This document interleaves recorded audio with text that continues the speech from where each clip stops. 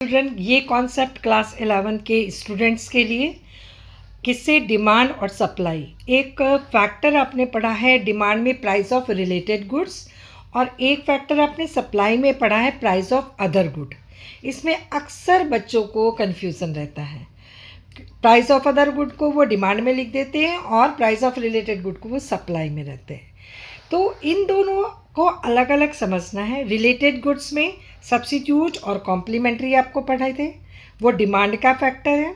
और price of other good की जब हम बात करते हैं बच्चों, तो वो किस कॉन्सेप्ट पे बेस्ड है कि the resources can be put two alternative uses.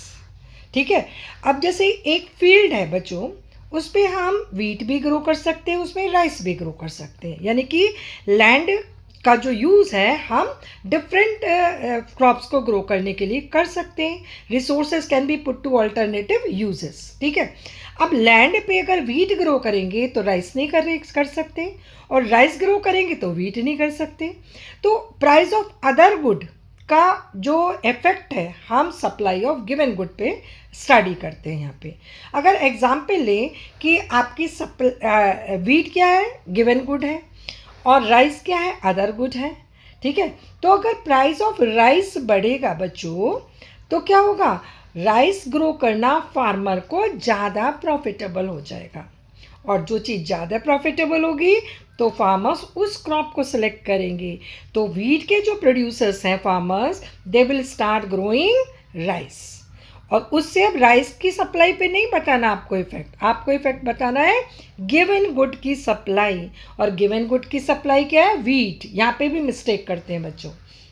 तो वीट, राइस की प्राइस बढ़ी, वीट जो ग्रो कर रहे थे फार्मर्स, उन्होंने राइस ग्रो करना शुरू कर दिया, और जो वीट की सप्लाई थी वो कम हो गई at the same price, and supply of wheat will shift to left. इसी तरह से अगर price of other good fall हो गई, राइस की प्राइस कम हो गई, तो राइस जो ग्रो कर रहे थे बच्चों फार्मर, अब वो क्या ग्रो करना स्टार्ट कर देंगे? वीट।